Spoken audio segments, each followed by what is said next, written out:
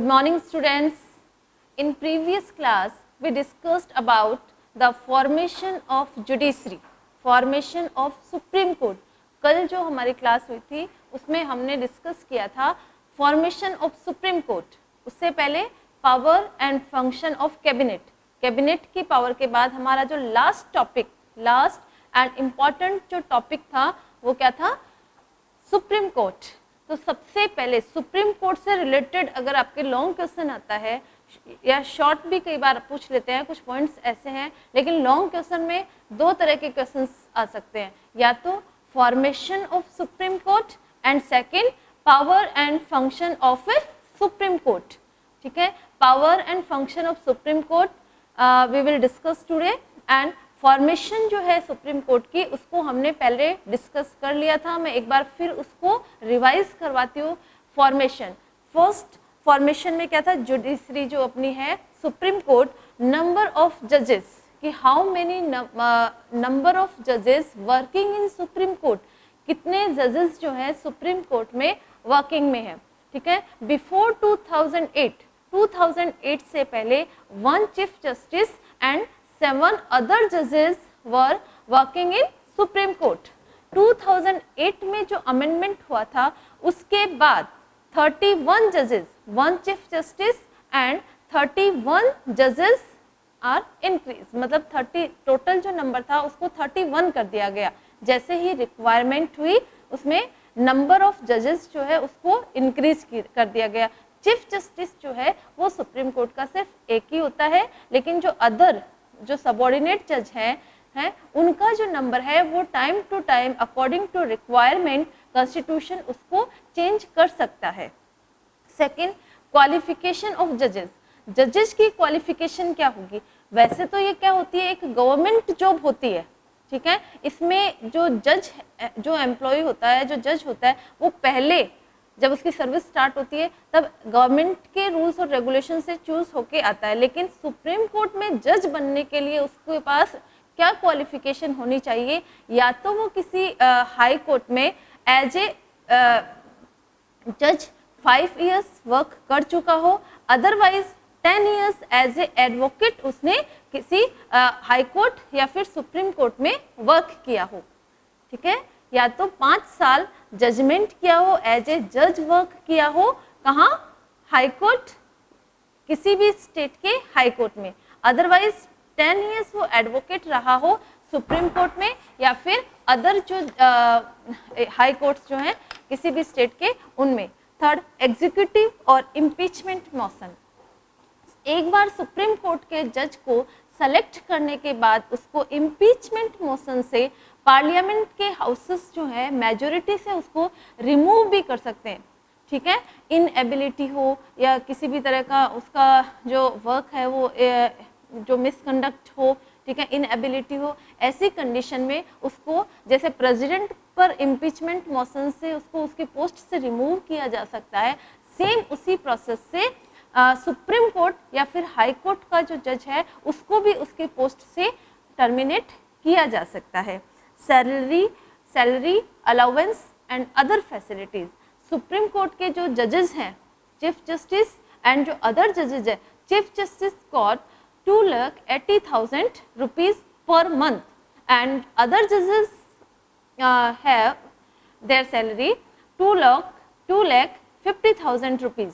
जो chief justice है उसकी सैलरी 2,80,000 रुपये है और अदर जो जजेस हैं उनकी जो सैलरी है 2,50,000 रुपये. सैलरी के अलावा भी उनको बहुत सारे allowance and facilities, medical facilities उनको मिलती है, free medical facility, free residence उनको मिलता है, व्हीकल्स उनको प्रोवाइड किया जाता है और भी बहुत सारी सर्विसेज जो है उनके लिए फ्री होती है. तो उनको अदर फैसिलिटीज़ भी मिलती है. ठीक है, जैसे मिनिस्टर्स जो होते हैं कैबिनेट के, उनको सैलरी के साथ साथ अदर फैसिलिटीज़ प्रोवाइड की जाती है. सेम वैसे ही सुप्रीम कोर्ट के जो जजेस हैं उनको भी अदर फैसिलिटीज़ कॉन्स्टिट्यूशन के थ्रू प्रोवाइड की जाती है और टाइम टू टाइम ये फैसिलिटीज़ जो है वो चेंज भी की जा सकती है. ठीक है, अकॉर्डिंग टू रिक्वायरमेंट इनको इंक्रीज. सैलरी भी जो है गवर्नमेंट के शेड्यूल के अकॉर्डिंग सैलरी जो है वो भी इनकी इंक्रीज होती रहती है. इम्यूनिटीज़, इम्यूनिटीज क्या होती है? सुप्रीम कोर्ट जो है it is the free from any criticism. इस सुप्रीम कोर्ट का जो डिसीजन होता है वो अदर जो कोर्ट के थ्रू, हाई कोर्ट के थ्रू या अदर जो सबऑर्डिनेट्स के थ्रू जो होता है बिल्कुल फ्री होता है, उसको क्रिटिसाइज नहीं किया जा सकता। सुप्रीम कोर्ट का जो डिसीजन होता है वो लास्ट एंड फाइनल डिसीजन होता है, ठीक है। Chief location of the court, जो चीफ लोकेशन है, क्योंकि सुप्रीम कोर्ट जो है उसकी ब्रांचेस तो हो सकते हैं लेकिन मेन जो ब्रांच है, मेन ऑफिस जो है सुप्रीम कोर्ट का वो कहाँ है? दिल्ली में। रिस्ट्रिक्शन ऑन जजेस, नेक्स्ट जो है जजेस पे क्या रिस्ट्रिक्शंस है? क्या जजेस अपने वर्क के लिए फ्री है? जजेस जो है वो सुप्रीम कोर्ट में जब जज है तब तक तो अपने वर्क के लिए फ्री है, लेकिन वो एज ए एडवोकेट जो है या फिर कोई भी केस हैंडल जो है वो दूसरे कोर्ट का नहीं कर सकते। मतलब सुप्रीम कोर्ट का अगर वो जज है तो वो वही केस देखेगा, वही केस हैंडल करेगा जो सुप्रीम कोर्ट के होंगे। उसके बाद मान लो उसने हाई कोर्ट में 10 years as a advocate work किया हो, ठीक है, तो ऐसा नहीं है कि वो सुप्रीम कोर्ट का जज बनने के बाद भी एज ए एडवोकेट या कोई भी केस अपने अंडर में ले सकता है, किसी केस की अपील जो उसके पास आ सकती है, ऐसा नहीं है, ठीक है, ऐसा नहीं हो सकता। वो रिस्ट्रिक्शंस है, रिस्ट्रिक्शन उस पर होती है कि वो जिस पोस्ट पे है उसी पोस्ट का वर्क उसको करना है, अदर वर्क जो है वो अपने अंडर में नहीं ले सकता, ठीक है। These are the formation of supreme court. ये जो डिस्कशन थे ये हमने कल भी डिस्कस किए थे, आज भी इनको रिवाइज करवा दिया गया, आपको शायद समझ में आ गया होगा। नेक्स्ट अपना जो टॉपिक है जुरिडिक्शन, पावर एंड फंक्शन, कि सुप्रीम कोर्ट का जो जुरिडिक्शन है, अधिकार है, वो कहाँ तक है, उसकी पावर और फंक्शंस क्या क्या है, मतलब किस लेवल तक किस तरह के केसेस की वो सुनवाई कर सकता है, किस लेवल तक वो वर्क कर सकता है, कॉन्स्टिट्यूशन ने सुप्रीम कोर्ट को क्या पावर दी हुई है, ठीक है। First original jurisdiction. अब इसको सुप्रीम कोर्ट के जो जुरिडिक्शन है उसको which can be studied in the following terms, उसको एक टर्म्स में उसको डिवाइड किया गया है। फर्स्ट क्या है? Original jurisdiction. Original jurisdiction, original का मीन्स आप देखिए, हर ओरिजिनल एक वर्ड से ही कुछ निकल के आता है, ठीक है। ओरिजिनल वर्ड से ही क्या निकल के आता है कि ओरिजिनल में क्या है, ठीक है। तो ओरिजिनल जुरिडिक्शन का मीन्स है कि original jurisdiction of supreme can be kept under following 2 categories, ठीक है। ओरिजिनल जुरिडिक्शन को भी 2 कैटेगरीज में, इस जुरिडिक्शन को भी ए एंड बी, हम 2 कैटेगरीज में, जैसे ओरिजिनल वास्तव में जो सिर्फ सुप्रीम कोर्ट ही जिस पर वर्क करता है। ओरिजिनल जुरिडिक्शन का मीन्स क्या होता है कि ऐसे मैटर, वो अपील जिन पे सिर्फ और सिर्फ सुप्रीम कोर्ट का ही राइट है, अदर जो कोर्ट्स हैं वो उन पे वर्क नहीं कर सकते, ठीक है। इसमें ओरिजिनल यूनिक जुरिडिक्शन, ओरिजिनल इसको 2 पार्ट में डिवाइड किया गया है। ओरिजिनल यूनिक, यूनिक मीन्स क्या होता है? ओनली सिंगल, जो सिर्फ सुप्रीम कोर्ट के पास ही है, ठीक है। ओरिजिनल को भी 2 पार्ट्स में डिवाइड किया गया है, original unique and original concurrent. Original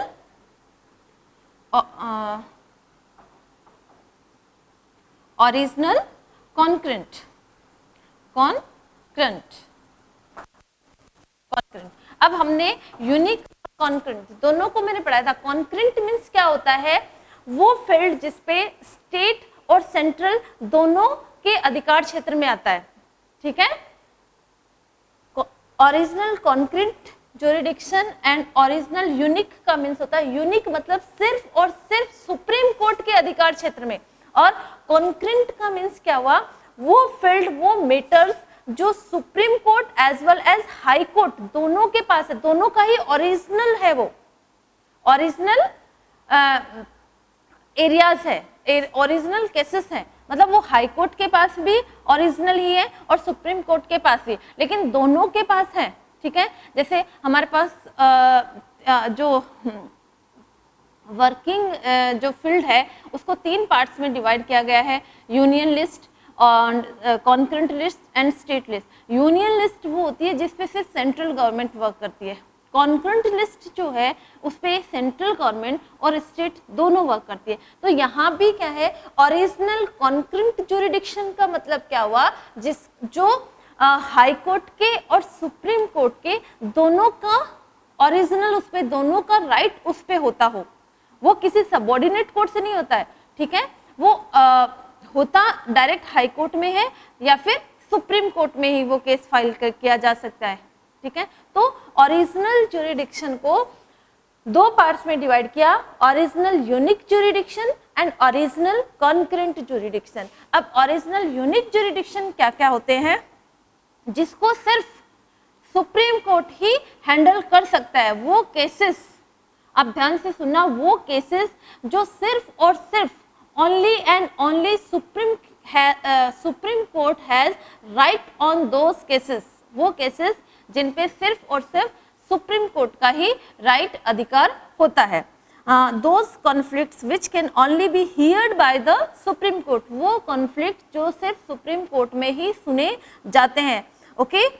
जैसे controversy arising between government of India और any state, government of India और किसी स्टेट के बीच में अगर कंट्रोवर्सी है, कोई भी डिस्प्यूट जो है वो सेंट्रल गवर्नमेंट और किसी स्टेट के बीच की होती है, वो सिर्फ सुप्रीम कोर्ट में ही सुनवाई होती है। क्यों होती है वो सुप्रीम कोर्ट में ही उसकी सुनवाई, क्योंकि यूनियन, अब यूनियन मैटर जो है, ठीक है, सेंट्रल गवर्नमेंट का अगर मैटर है, यूनियन मैटर जो है वो कोई भी स्टेट तो देखेगा नहीं, और स्टेट, ठीक है, तो पर्टिकुलर स्टेट कैसे देखेगा, ठीक है, उसके लिए सुप्रीम कोर्ट को ही वो मैटर दिया गया है। वो राइट जो है किसी भी स्टेट का इश्यू जो है किसके साथ हो गया, किसी सेंट्रल गवर्नमेंट के साथ, सेंट्रल गवर्नमेंट और स्टेट का कोई भी इश्यू है तो वो इश्यू जो है सिर्फ सुप्रीम कोर्ट ही हैंडल करेगा। Second, controversy arising between government of India, any state और यूनियन टेरिटरीज, वो सेम मैटर है।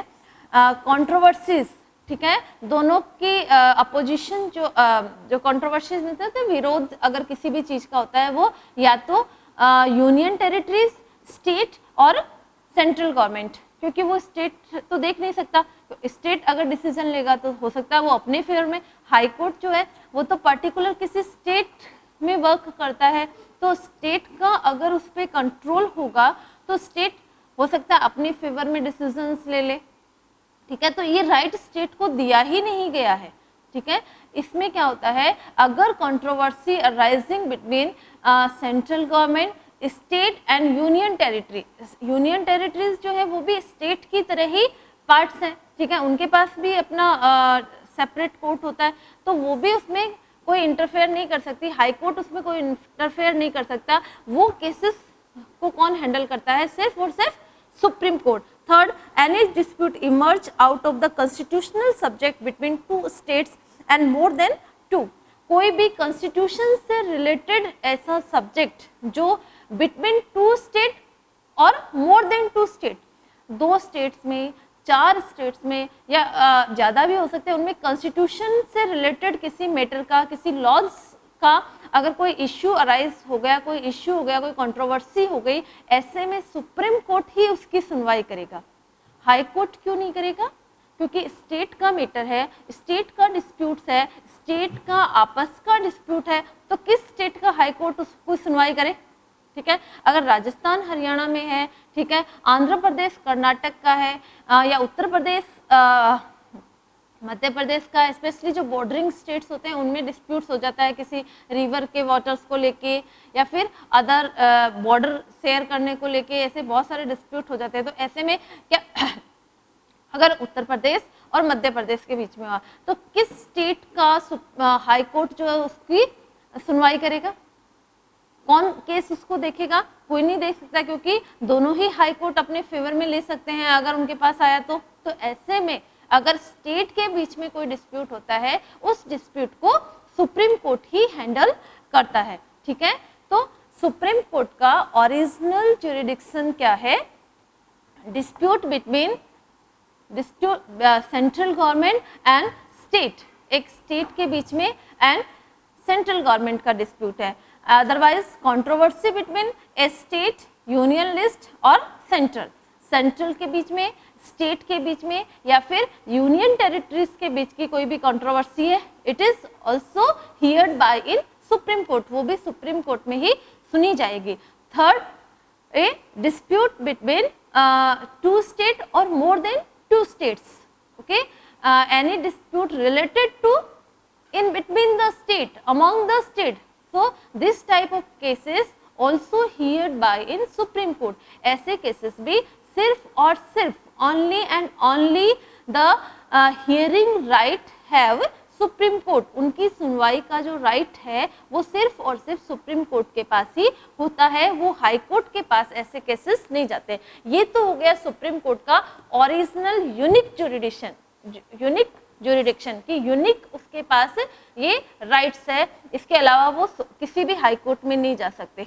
एक ओरिजिनल कॉन्करेंट जुरिडिक्शन में क्या है, regarding implementation of the fundamental right bestowing by the constitution, fundamental rights जो है वो कॉन्स्टिट्यूशंस ने दिए हैं, और सुप्रीम कोर्ट और हाई कोर्ट क्या होते हैं, guardian of the fundamental right. हमारे जो फंडामेंटल राइट्स है उनके एक्सप्लॉइटेशन का अगर कोई मैटर हो, this matter directly heard in supreme court as well as high court, okay.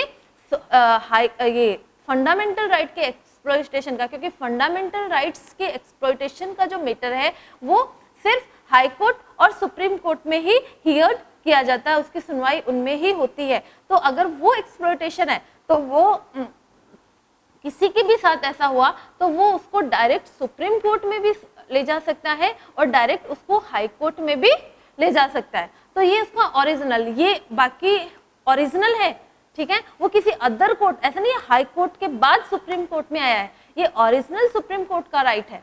Fundamental rights जो है वो फुल्ली सुप्रीम कोर्ट के अंडर में आते हैं, ठीक है। हम कहते हैं कि हमारी जो जुडिशरी है, सुप्रीम कोर्ट और हाई कोर्ट जो होते हैं वो गार्जियन होते हैं हमारे फंडामेंटल राइट्स के।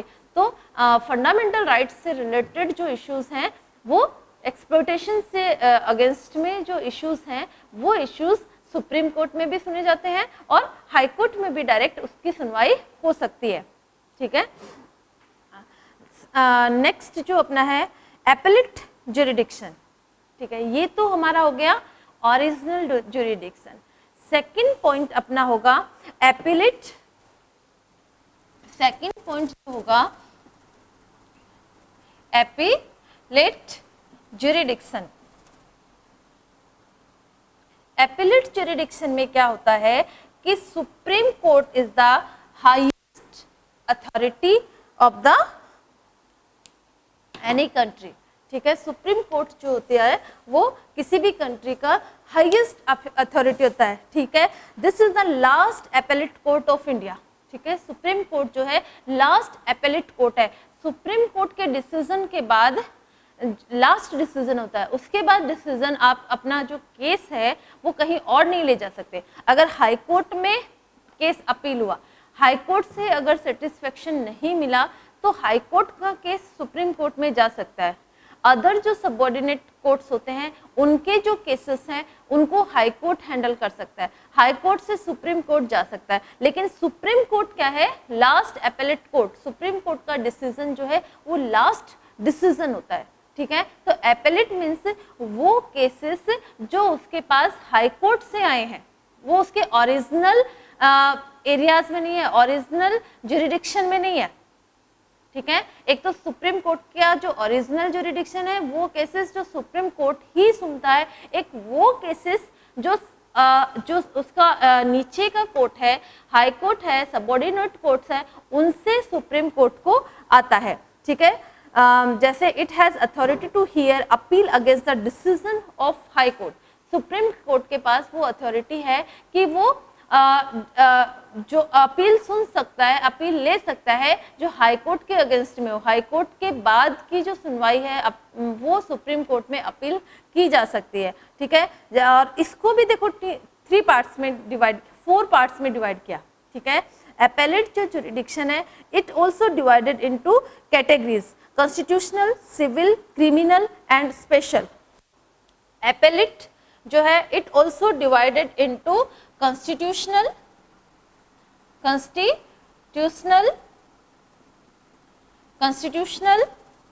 क्रिमिनल,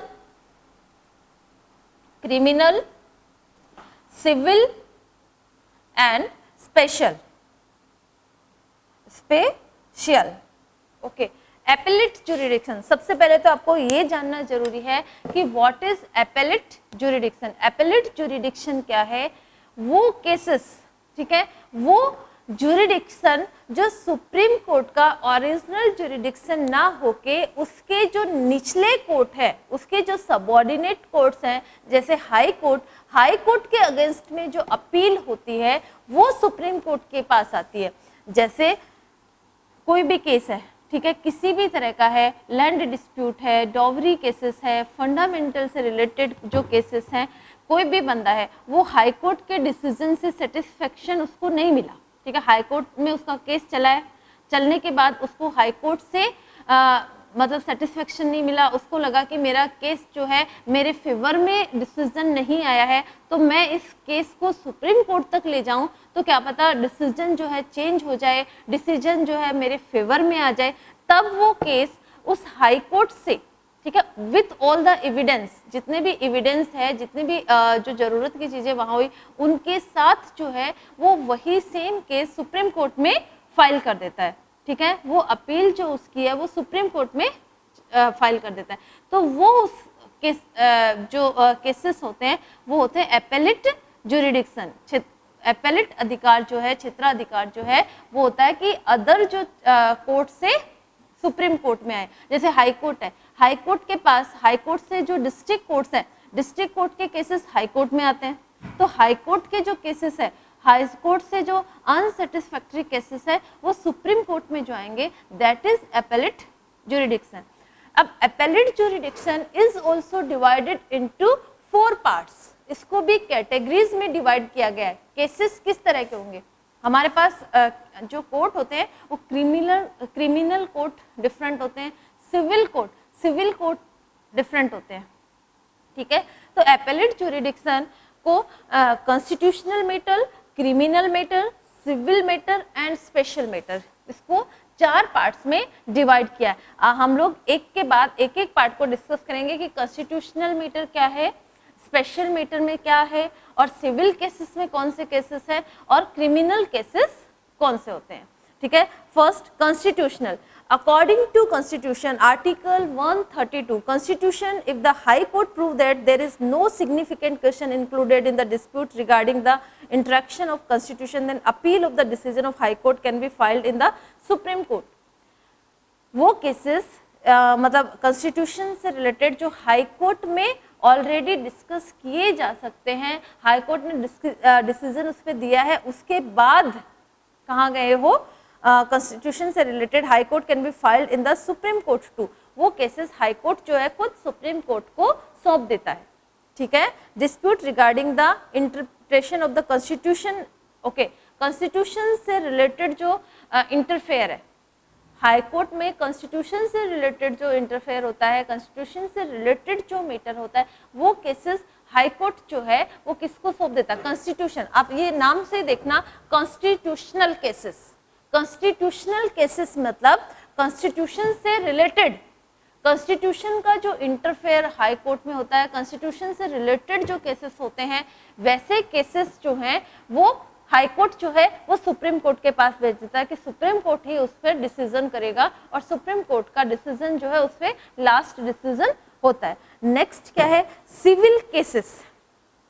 सिविल केसेस में क्या है, पहले 1970 सिविल केसेस जो होते हैं, नॉर्मल केसेस जो होते हैं, डॉवरी से रिलेटेड, लैंड डिस्प्यूट से रिलेटेड जो है, या फिर ये जो डाइवोर्स से रिलेटेड केसेस है, जो नॉर्मल केसेस होते हैं, ठीक है, मर्डर टाइप के केसेस नहीं है, ठीक है, डॉवरी हो गई, ठीक है, किसी का आपस में झगड़ा हो गया, ठीक है, लैंड से रिलेटेड कोई डिस्प्यूट हुआ, ऐसे जो केसेस सिविल केसेस में होते हैं। और 1973 में क्या होता था, ये जो पहले इस सिविल केसेस में वही केसेस आते थे जो 20,000 की रेट से ज़्यादा के हो, मतलब केसेस का जो लेवल है वो 20,000 से ज़्यादा हो। उसके बाद 30th कॉन्स्टिट्यूशनल अमेंडमेंट ऑफ 1973 में 30वां जो अमेंडमेंट हुआ उसमें determining all the civil disputes appeal in the supreme court, किसी भी तरह का चाहे वो 20,000 से ज़्यादा हो या कम का हो, किसी भी तरह का केस जो है वो सुप्रीम कोर्ट में जा सकता है। किसके थ्रू, किसके बाद, डायरेक्ट नहीं, ठीक है, हाई कोर्ट से। हाई कोर्ट से किसी भी तरह का केस जो है, और ये कब हुआ, 30th अमेंडमेंट इन 1973 में 73 में 30th जो अमेंडमेंट हुआ था, ठीक है, अमेंडमेंट मतलब चेंज जो हुआ था। उससे पहले क्या था, सिर्फ 20,000 से ऊपर वाले जो केसेस थे वही सिविल केसेस जो थे वो सुप्रीम कोर्ट में जाते थे। उसके बाद जो चेंजेस हुआ उसमें किसी भी तरह के civil cases heard by the supreme court, सुनवाई सुप्रीम कोर्ट कर सकता है। Next, criminal cases. अब क्रिमिनल केसेस में क्या होता है, ठीक है, क्रिमिनल केसेस का डिसीजन मोस्टली क्या होता है, सेंटेंस डेथ, ठीक है, डेथ की उसको अगर सजा मिल गई हो। क्रिमिनल मतलब या तो किसी मर्डर किया हो, रेप के जो केसेस होते हैं वो भी क्रिमिनल केसेस में ही आते हैं, मर्डर के जो केसेस होते हैं वो भी क्रिमिनल में ही आते हैं, या बहुत बड़ी लूट जो होती है, बहुत बड़ा अगर मतलब फ्रॉड अगर किसी ने किया हो, तो ऐसे केसेस जो होते हैं वो क्रिमिनल केसेस में आएंगे, ठीक है। Criminal appeal can be filed in the supreme court against decision of high court. कब, अगेंस्ट वो क्रिमिनल केसेस जो सुप्रीम कोर्ट में हियर्ड किए जाएंगे, जो हाई कोर्ट के अगेंस्ट में। कौन कौन से, first, the accused has been awarded capital punishment by high court. Accused जो पर्सन है उसको कैपिटल पनिशमेंट, मृत्युदंड मिल गया हो, मान लो हाई कोर्ट ने उसका पनिशमेंट जो है वो उसको डेथ का दे दिया, मृत्युदंड का दे दिया, कैपिटल पनिशमेंट उसको मिल गया। कैपिटल पनिशमेंट मीन्स होता है कि मृत्युदंड उसको मिल गया।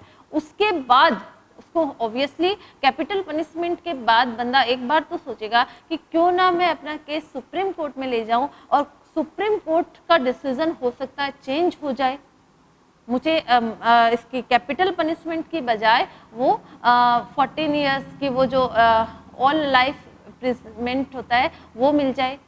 हाँ, तो कुछ चेंजेस की उम्मीद उसको रहती है, ऐसे में वो सुप्रीम कोर्ट के पास केस ले जा सकता है, ठीक है। Overruling of the decision of lower court. Second, high court has awarded capital punishment to the accused for hearing the case already filed in lower court. कि हाई कोर्ट के पास वो केस, देखो लोअर कोर्ट ने भी उसको capital punishment दिया, lower court से फिर वो हाई कोर्ट के पास गया, हाई कोर्ट में भी उसको सेम पनिशमेंट मिला है, उसके बाद वो सुप्रीम कोर्ट में उस केस को लेके जा रहा है, ठीक है। डायरेक्ट हाई कोर्ट का सुप्रीम कोर्ट में, या हाई कोर्ट के पास भी वो क्या है, हाई कोर्ट का भी वो एपेलेट केस ही है, एपेलेट ज्यूरिडिक्शन ही है। हाई कोर्ट का भी वो ओरिजिनल केस नहीं है, हाई कोर्ट के पास भी लोअर कोर्ट से आया है, और लोअर कोर्ट से हाई कोर्ट, और हाई कोर्ट से उसके बाद में सुप्रीम कोर्ट के पास जाता है। या third, if the high court proves that the case is appealable in the supreme court, या फिर हाई कोर्ट ये प्रूव कर दे कि ये जो केस है वो सिर्फ सुप्रीम कोर्ट ही इसकी appeal, case is appealable only in supreme court. High court अगर प्रूव कर देता है कि ये केस जो है वो सुप्रीम कोर्ट ही इसका डिसीजन देगा, तो वो केस सुप्रीम कोर्ट के पास चला जाता है, ठीक है। 3 टाइप के क्रिमिनल केसेस मैंने आपको डिस्कस किए, ठीक है। फर्स्ट अपना ये किस में आ रहे हैं, अपने एपेलेट ज्यूरिडिक्शन में। एपेलेट ज्यूरिडिक्शन को 4 पार्ट्स में डिवाइड किया, ठीक है, constitutional, civil, criminal and special case, ठीक है। फर्स्ट सिविल में, कॉन्स्टिट्यूशनल मैटर जो है स्टेट, कॉन्स्टिट्यूशनल मैटर जो है हाई कोर्ट में अगर डिस्कस किए जा रहे हैं तो वो जो है वो सुप्रीम कोर्ट में चले जाएंगे। सिविल केसेस जो नॉर्मल केसेस है, किसी भी तरह के केसेस हैं जो हाई कोर्ट से सेटिस्फेक्शन अगर नहीं मिला हो और डिसीजन फेवर में नहीं मिला हो, अनसेटिस्फैक्ट्री अगर डिसीजन हुआ हो हाई कोर्ट से, तो सुप्रीम कोर्ट में लिया जा सकता है। Third, criminal cases. Criminal cases कौन से होंगे, हाई कोर्ट ने जिसको कैपिटल पनिशमेंट दे दिया हो, ठीक है, हाई कोर्ट से कैपिटल पनिशमेंट मिला हो, ऐसे में वो अपनी पनिशमेंट को चेंज कराने की उम्मीद से, या फिर कुछ केसेस ऐसे होते हैं जो हाई कोर्ट प्रूव कर देता है कि ये सुप्रीम कोर्ट ही के लिए ही अप्लीकेबल होते हैं, सुप्रीम कोर्ट के लिए ही ये केसेस हैं, इन पे डिसीजन सुप्रीम कोर्ट ही लेगा, तो वो क्रिमिनल केसेस जो है सुप्रीम कोर्ट के पास चले जाते हैं। Now the special cases, special जो केसेस है, ठीक है, वो मतलब क्रिमिनल केसेस में वो केसेस भी होते हैं जो जैसे किसी जो लोअर कोर्ट है उसने उसको अपराधी प्रूव कर दिया हो, ठीक है, फिर वो हाई कोर्ट में गया हो, हाई कोर्ट का डिसीजन भी चेंज नहीं हुआ हो, तो वो फिर सुप्रीम कोर्ट में जाएगा। स्पेशल केसेस में क्या होता है, supreme court has been guaranteed the authority of permit और appeal in supreme court against the decision of any court, Indian court और tribunal expectation of expect the military court.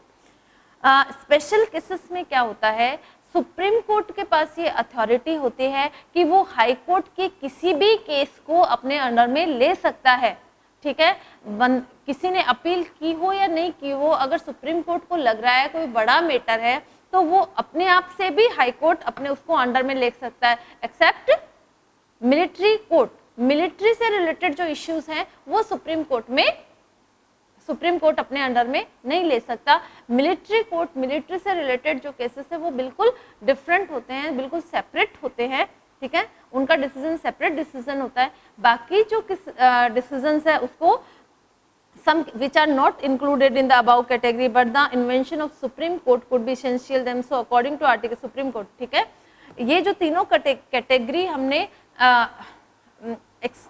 Discuss की है, इन categories में कोई केसेस नहीं आ रहा, ठीक है, कोई डिफरेंट टाइप का केस है जो हाई कोर्ट में आ गया, ठीक है, हाई कोर्ट उसका डिसीजन नहीं कर पा रहा है या फिर भी बहुत बड़ा मैटर है, तो ऐसे में सुप्रीम कोर्ट वो अपने अंडर में ऑटोमेटिकली ले सकता है, अपने आप भी ले सकता है बिना किसी अपील के, ठीक है।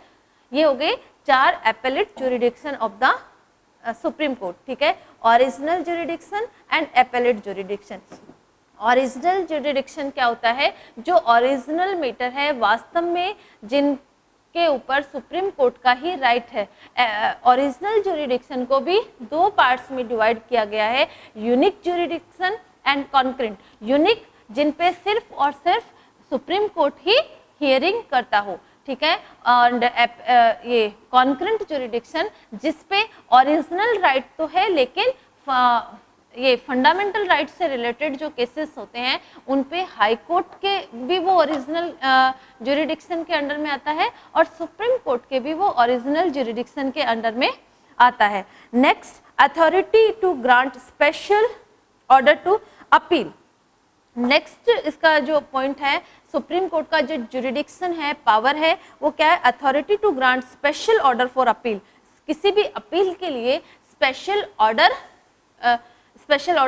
की अथॉरिटी, स्पेशल ऑर्डर की पावर थी। जैसे article in 136 constitution, the supreme court itself has the authority that it can hear the appeal against any court और tribunal of the India state except military jurisdiction, कि वो किसी भी court के against में, ठीक है, किसी भी कोर्ट के अगेंस्ट में जो के केसेस जो हैं वो सुप्रीम कोर्ट अपने अंडर में ले सकता है। ये जैसे स्पेशल केसेस मैंने आपको बताए थे वो सेम यही है। स्पेशल केसेस में क्या होता है कि किसी भी हाई कोर्ट के केसेस जो हैं वो सुप्रीम कोर्ट अपने अंडर में सुन सकता है, ठीक है, अपने अंडर में ले सकता है। सेम थिंग यही है, authority to grant special for the order, कि कोई भी जो हाई कोर्ट है उसके अगेंस्ट के जो डिसीजन है वो सुप्रीम कोर्ट जो है अपने अंडर में ऑटोमेटिक ले सकता है, except military department. Military department बिल्कुल सेपरेट होता है। No constitution restriction on the authority of supreme, उस पे कॉन्स्टिट्यूशन का की कोई भी रिस्ट्रिक्शंस नहीं होती सुप्रीम कोर्ट पे। इस तरह के मैटर्स में सुप्रीम कोर्ट पर किसी भी तरह का कॉन्स्टिट्यूशन का रिस्ट्रिक्शन नहीं होता, कॉन्स्टिट्यूशन के लॉज जो है उस पे इम्पोज्ड नहीं किए जा सकते। एक बार फिर समझाती हूँ, authority to grant special order for the appeal, high court के अगेंस्ट के जो डिसीजन है सुप्रीम कोर्ट जो है वो अपने अंडर में ले सकता है, ठीक है। उस टाइम पे ऐसे केसेस में सुप्रीम कोर्ट पर किसी भी कॉन्स्टिट्यूशनल ऑर्डर जो है उसको इम्पोज्ड नहीं किया जा सकता। कॉन्स्टिट्यूशन एक्सेप्ट मिलिट्री डिपार्टमेंट के अलावा मिलिट्री डिपार्टमेंट को थोड़ा सा बिल्कुल सेपरेट किया गया है, बाकी जो है वो सुप्रीम कोर्ट, हाई कोर्ट के जो केसेस हैं वो ऑटोमेटिक अपने पास बिना अपील किए हुए भी अपने पास ले सकता है, ठीक है। Next, advisory jurisdiction. Advisory jurisdiction क्या होता है, ठीक है। हाँ, प्रेसिडेंट क्या होता है, एग्जीक्यूटिव हेड है, ठीक है। प्रेसिडेंट जो है वो एग्जीक्यूटिव हेड होता है, लेकिन बहुत सारे डिसीजंस प्रेसिडेंट को लेने पड़ते हैं, कंट्री में भी, फॉरेन से रिलेटेड भी प्रेसिडेंट। ऐसे में प्रेसिडेंट जो है वो अपना डिसीजन, अगर उसको कंफ्यूज हो या बहुत कुछ ऐसा मैटर हो, तो प्रेसिडेंट जो है सुप्रीम कोर्ट के जजेस से एडवाइस भी ले सकता है, लेकिन वो डिपेंड करता है प्रेसिडेंट पे कि वो उनकी एडवाइस को माने या नहीं मानना, एक्सेप्ट करना या नहीं करना, ठीक है। हम मान लो कई बार हम उलझन में होते हैं, हम किसी मैटर में डिसीजन नहीं ले पाते हैं, तो हमें लगता है हमें अपने फ्रेंड से इसके बारे में डिस्कस करके उनसे एडवाइस लेनी चाहिए। तो ऐसे में प्रेसिडेंट, मान लो प्रेसिडेंट का फ्रेंड है सुप्रीम कोर्ट, तो प्रेसिडेंट अगर किसी कंफ्यूजन में है, किसी मैटर में है, कोई मैटर अगर उसको नहीं डिसीजन क्लियर लिया जा रहा है, तब वो सुप्रीम कोर्ट से डिसीजन लेगा, ठीक है। सुप्रीम कोर्ट जो है उसको डिसीजन दे देगा, उस डिसीजन को मानना या नहीं मानना वो डिपेंड करता है प्रेसिडेंट की विश पे। प्रेसिडेंट चाहे तो उनके डिसीजन को मान सकता है, उसको लगता है कि सही है तो वो एक्सेप्ट भी कर सकता है उनके डिसीजन को, और वो एक्सेप्ट नहीं भी कर सकता उनके डिसीजन को, ठीक है। ये हो गया एडवाइजरी ज्यूरिडिक्शन, ठीक है। The president seems to have got the question of law और fact that is the public importance. Public importance से रिलेटेड कोई भी लॉज से रिलेटेड जो क्वेश्चन है, ऐसे में ही can seek the advice of supreme court, वो सुप्रीम कोर्ट से उसकी एडवाइस ले सकता है, ठीक है। But the rejection of court counsels depend on the discretion of the president. वो प्रेसिडेंट के डिसीजन पे डिपेंड है कि वो उस एडवाइस को माने या नहीं माने। नेक्स्ट आपका जो पॉइंट है, इंपॉर्टेंट जो पॉइंट है, वो है court of record, okay. Court of record, court of record, court of record, ठीक है। इतना आपको समझ में आ गया होगा कि कौन सा ओरिजिनल ज्यूरिडिक्शन है, एपेलेट ज्यूरिडिक्शन है, ठीक है। Authority to grant special defence क्या है, ठीक है। एडवाइजरी ज्यूरिडिक्शन क्या है सुप्रीम कोर्ट का, कि वो प्रेसिडेंट को एडवाइस देता है। प्रेसिडेंट किसी भी लॉज से रिलेटेड जो एडवाइस है वो सुप्रीम कोर्ट से ले सकता है, और सुप्रीम कोर्ट जो है लॉज से रिलेटेड एडवाइस जो है प्रेसिडेंट को देता है। प्रेसिडेंट माने उनकी एडवाइस या ना माने, it's depend on the president will. Next, court of record. In Article 129, Supreme Court at the place of court of record. Supreme Court के पास एक jurisdiction अपने पावर में क्या आता है, court of record. There are two meaning of court of record. देखो यहाँ court of records के दो meaning आ रहे हैं. First, all the decision of the court will be accepted as evidence everywhere and no questions of validity would be raised regarding the passing of this decision when presented in any court. Supreme court का जो decision है पूरे evidence के साथ लिया जाता है, उसके बाद उस डिसीजन पे किसी भी तरह का क्रिटिसिज्म नहीं होता, ओके, इन एक्सेप्टेड एज एवरी एविडेंस, क्योंकि सुप्रीम कोर्ट के पास जो डिसीजन जाएंगे, हाई कोर्ट से जो अपील जाएगी वो सारे एविडेंस के साथ जाएगी। हाई कोर्ट में उसकी सुनवाई जब हुई है, हाई कोर्ट ने उसके साथ उस केस के साथ क्या क्या प्रोसेस किया है, उस सारी प्रोसेस के साथ कौन से एविडेंस जो है कलेक्ट किए हैं हाई कोर्ट ने, ठीक है, या सबऑर्डिनेट कोर्ट ने, वो सारे एविडेंस सब कुछ कहाँ जाता है, सुप्रीम कोर्ट में। और उन सब की रीडिंग के बाद जो है सुप्रीम कोर्ट जो है वो डिसीजन लेता है। तो उसका डिसीजन जो होता है लास्ट डिसीजन होता है। So everywhere no questions of validity would be raised regarding the passing of this decision. तो उसके डिसीजन से रिलेटेड फिर कोई भी क्वेश्चंस जो है अराइज नहीं होता है, क्योंकि सुप्रीम कोर्ट ने जो डिसीजन दे दिया वो पूरी एविडेंस के साथ हाई कोर्ट में उसकी सुनवाई हो गई, हाई कोर्ट से या फिर सबऑर्डिनेट कोर्ट से, उसके बाद सुप्रीम कोर्ट ने किया है, सारे एविडेंस सुप्रीम कोर्ट ने दिए हैं, देखे हैं, उसके बाद उसने डिसीजन लिया है, तो उसके डिसीजन के बाद जो है कोई भी तरह की क्वेश्चंस की वैलिडिटी जो है, कोई भी क्वेश्चंस उस पर अराइज नहीं कर सकता, ठीक है, उसका डिसीजन जो है वो लास्ट डिसीजन हो जाता है। Second thing, second, the type of sentences can be awarded the contempt of court by the court, ठीक है, सुप्रीम कोर्ट किसी भी तरह का दंड अगर दे दिया तो उसके बाद उस दंड को चेंज नहीं किया जा सकता, फिर उसकी अवमानना नहीं की जा सकती। ऐसा नहीं है कि सुप्रीम कोर्ट ने किसी केस को जो भी सेंटेंस उसको पनिशमेंट दे दिया, उस पनिशमेंट को बाद में कोई चेंज नहीं कर सकता, वो पनिशमेंट फिर उसको जो कैंडिडेट है वो पनिशमेंट उसको लेना ही पड़ेगा, वो पनिशमेंट जो है उसको करना ही पड़ेगा, ठीक है। उसके बाद उस पनिशमेंट को कोई भी अथॉरिटी है, कोई भी गवर्नमेंट है, वो चेंज नहीं कर सकती। Next, saviour of fundamental right, saviour of fundamental rights means है protector of fundamental right. Supreme court, हमें पहले भी ओरिजिनल जो उसका ज्यूरिडिक्शन है उसमें डिस्कस हम कर चुके हैं कि फंडामेंटल राइट्स का जो प्रोटेक्टर है, जो गार्ड है, वो कौन होता है? सुप्रीम कोर्ट होता है, ठीक है। It is the protector of our fundamental rights के एक्सप्लॉयटेशन से रिलेटेड जो मैटर है वो सुप्रीम कोर्ट में सुनवाई उनकी होती है। Supreme court as well as high court both are the saviour of our fundamental right, protector of our fundamental rights. Next, guardian of the constitution, power of judicial review also, okay. Supreme Court is the guardian of constitutional power, constitutions की जो power है उसका guardian जो है Supreme Court has the authority to investigate the legality of laws।